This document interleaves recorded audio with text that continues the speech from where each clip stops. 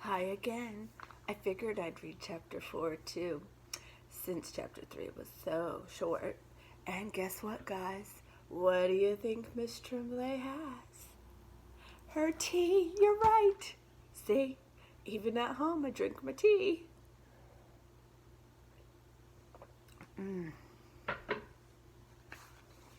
Chapter 4 Cave Kids. Jack and Annie crept to the cave and peeked inside. A small flame danced from a bed of glowing coals. Near the fire were knives, axes, and hollowed-out stones. Animal skins were neatly stacked against the wall. "People must live here," said Annie. "Maybe it's the home of the Cro-Magnons we saw," said Jack, looking around. "Let's go inside and get warm," said Annie. Jack and Annie moved quickly to the fire and warmed their hands. Their shadows danced on the stone walls. Jack pulled out the Ice Age book. He found a picture of a cave. He read, "Cro-Magnons made many things from animals, plants, and stones. They made flute-like musical instruments from mammoth bones. They made ropes by braiding plant fibers. They made axes and knives from stone." Jack pulled out his notebook and pencil. He started a list. Cro-Magnons made bone flutes, plant ropes, stone axes, and knives. "Ta-da!" said Annie. Jack looked up.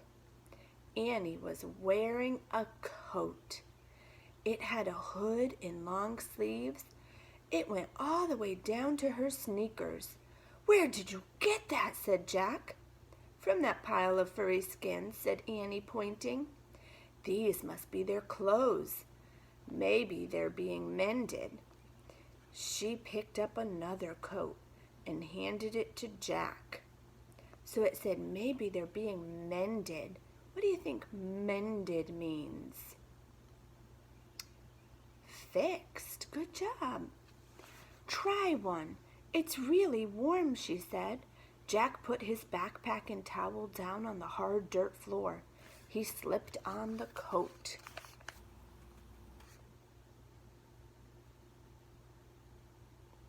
They finally look like they're getting a little warm, don't they? It did feel very warm and soft. "We look like cave kids," said Annie. Squeak.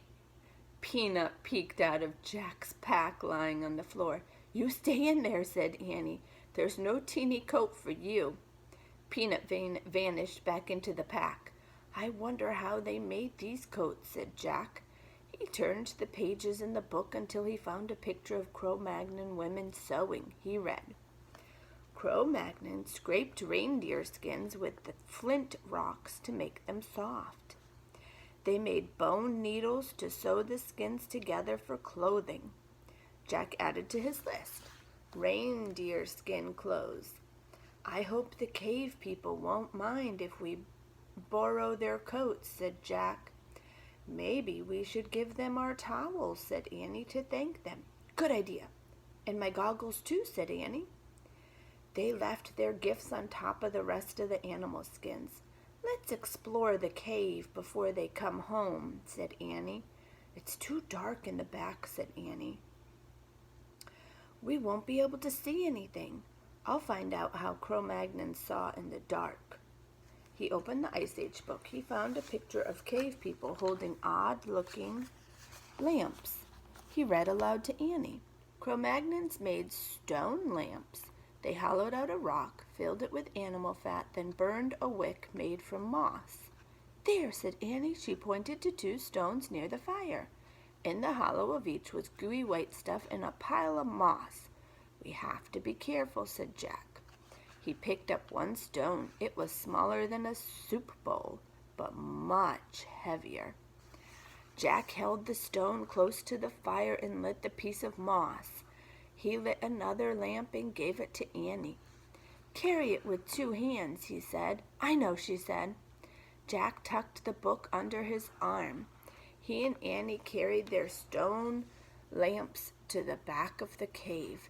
"Hey, I wonder where this goes, said Annie. She held her lamp up to an opening in the wall. I'll check in the book, said Jack. He put down his lamp and flipped through the Ice Age book. I think it's a tunnel, she said. Be right back. Wait a second, said Jack. Too late. She had squeezed into the opening and was gone. Oh, brother, said Jack, sighing. He closed his book and peeked into the opening. Come back here, he said. No, you come here, said Annie. Her voice sounded far away. You won't believe this. Jack picked up his lamp and book. He ducked into a small tunnel. Wow, came Annie's voice. Jack could see her lamp flickering at the other end. Crouching down, he hurried toward her. At the end of the tunnel was a huge cavern with a high ceiling. Annie held her lamp close to the wall. Look, she said. Her voice echoed. Animals were painted on the wall in strokes of red and black and yellow.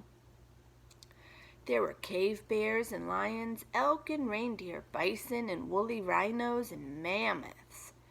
In the flickering light, the prehistoric beasts looked alive. That's the end of chapter 4. I hope you enjoyed it. Uh-oh, looks like it's about to get exciting.